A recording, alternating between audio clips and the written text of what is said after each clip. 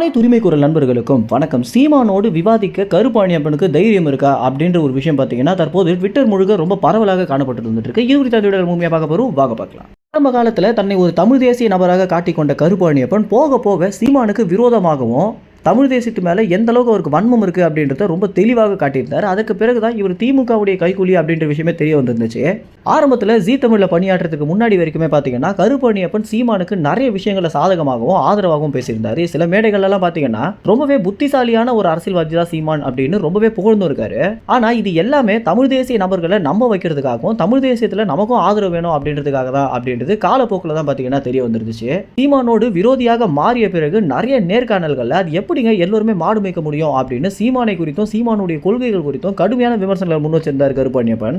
இதனால தமிழ் தேசியவாதிகள் மட்டும் இல்லாம நிறைய தமிழ் மக்கள் கூட பாத்தீங்கன்னா சரியான நம்பிக்கை துரோகி இந்த கருப்பழனியப்பன் அப்படின்னும் இந்த மாதிரியான ஆட்களை நிச்சயமாக ஜெயில தான் தூக்கி போடணும் அப்படின்னும் நிறைய கண்டனங்களை பாத்தீங்கன்னா கருப்பழனியப்பனுக்கு எதிராக திருப்பியிருந்தாங்க. இது எல்லாத்தையுமே கடந்த பிறகு ஜீ தமிழ்ல இருந்து கருப்பழனியப்பன் விலகிய பிறகு திராவிட கூடாரமான கலைஞர் தொலைக்காட்சியில் பாத்தீங்கன்னா தற்போது வா தமிழா வா அப்படின்ற ஒரு நிகழ்ச்சியை நடத்திட்டு இருக்காரு. இங்கே தான் பார்த்தீங்கன்னா ஒரு ட்விஸ்ட் அப்படின்ற மாதிரி கருப்பழனியப்பன் சீமானோட விவாதிக்கிறதுக்காக கலைஞர் தொலைக்காட்சியை ஒரு ஏற்பாடு பண்ணிட்டு வந்துட்டு இருக்காங்க அப்படின்ற ஒரு அதிர்ச்சி தகவல் கிடைச்சிருந்தது.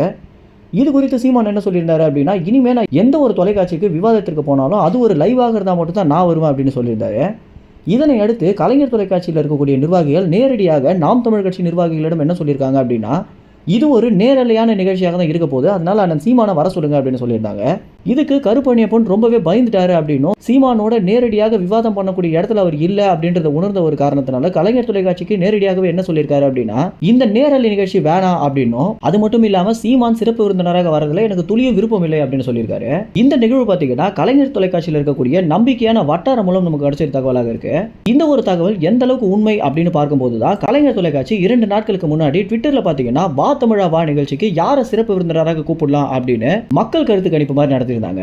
இந்த ஒரு விஷயம் மூலம் என்ன ஊர்ஜிதமாச்சு அப்படின்னா, உண்மையிலேயே மக்கள் அனைவருமே சீமானுக்கு தான் தன்னுடைய ஆதரவையும் சீமான் அந்த நிகழ்ச்சிக்கு சிறப்பு விருந்தினராக வந்தால் நல்லா இருக்கும் அப்படின்ற கருத்துக்களை போடுவாங்க அப்படின்ற தைரியத்தில் தான் கலைஞர் தொலைக்காட்சி இந்த மாதிரி ஒரு போஸ்டே போட்டிருக்காங்க அப்படின்னு தெரிய வந்துருந்துச்சு. நம்பிக்கையான வட்டாரம் மூலம் இது கிடைச்ச தகவலாக இருந்தாலுமே இது எந்த அளவுக்கு உண்மை அப்படின்னு ட்விட்டரில் இவங்க போட்ட பதிவின் மூலம் ரொம்பவே ஊர்ஜிதமாக இருக்கு. இதனால மக்கள் அனைவருமே சீமான் வர்றது இருக்கட்டும், கருப்பழனியப்பனுக்கு சீமானோட விவாதிக்கிறதுக்கு தைரியம் இருக்கா அப்படின்ற அவங்க பதிவுல கமெண்ட்ஸாக போட்டுட்டு வந்துட்டு இருக்காங்க. இதனால கருப்பழனியப்பன் ரொம்பவே ஆத்திரம் அடைஞ்சது மட்டும் இல்லாம வேற வழியே இல்லை, விவாதம் பண்ணிதான் ஆகணும் அப்படின்ற ஒரு சூழ்நிலைக்கு தள்ளப்பட்டிருக்காரு. மேலும் இந்த ஒரு தகவல் குறித்த முழு விவரங்களை இன்னும் கொஞ்சம் நாள் கலைஞர் தொலைக்காட்சியை வெளியிடுவாங்க அப்படின்னு எதிர்பார்க்கப்படுது. இந்த தகவல் குறித்த எல்லா செய்திகளும் தெரிஞ்சுக்கிறதுக்கு நம்ம உரிமை குரல் சேனலை சப்ஸ்கிரைப் செய்யுங்க. நன்றி, வணக்கம்.